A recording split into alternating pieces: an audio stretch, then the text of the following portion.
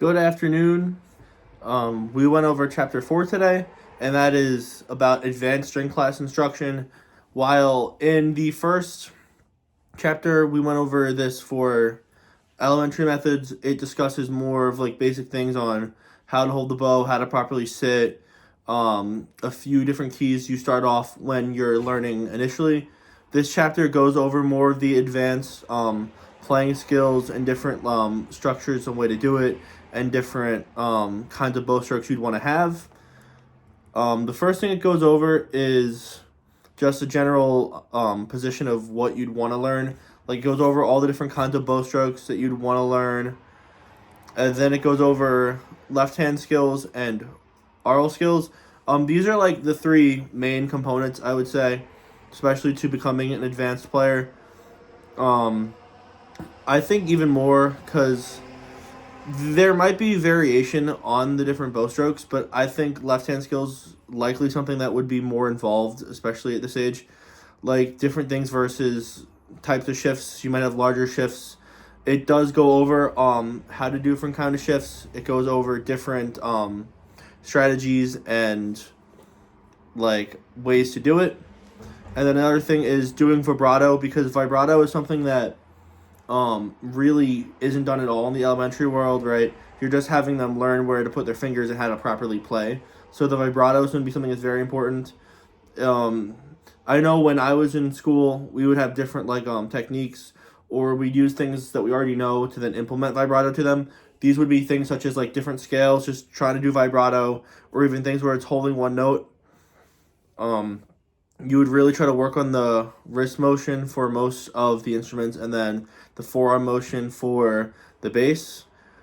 And then another thing it goes over is learning all of the two octave scales, refining them, getting to know every key. This is two octaves for more than just the few relatively easy keys that we went over initially in the first year, or it's not year, but first 2 years of learning instruments. And then they also want you to introduce three octave scales. Learning these scales are really important because it helps you go like further on your instrument. It helps you. I find the shifts is a pretty good way to not shifts. The two octaves is a good way to learn the shifts and also then learn all of your positions, especially your two octaves and your three octave scales. You're gonna be learning, really up onto your fingerboard and where to properly put your hand and hand shape, stuff like that.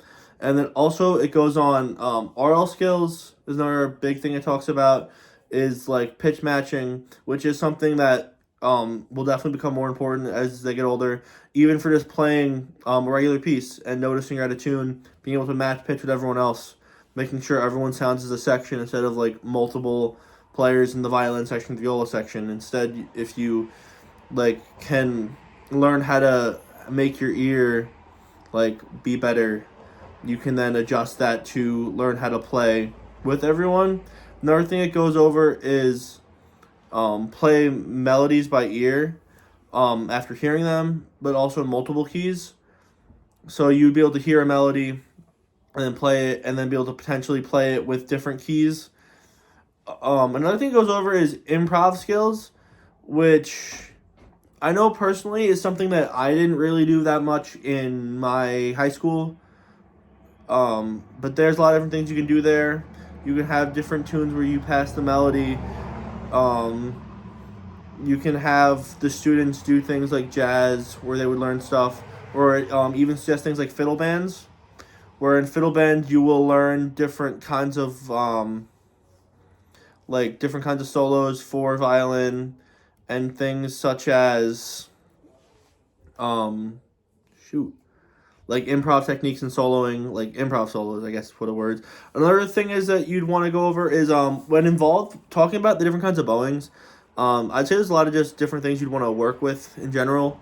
More working with your wrists, and another big thing would be like string crossings is going to be something else that you definitely need to work on a lot. There's a lot of different techniques, even that I did in high school for string crossings. Like we would just have this thing where we just go open strings, like um, go da da da da da da da da da da da, and you'd start it, and then the whole ensemble would play it, even though they're not the right strings. you still have the same effect of playing through all the strings, I guess. And then you do it faster and faster, and you'd work on the string crossing and the bow stroke. And I found that to be something that would definitely help with string crossings, as well as keeping control of the bow. So overall, this chapter went over different techniques and things that would need to be improved on in these later years of high school and potentially later middle school for the orchestra student.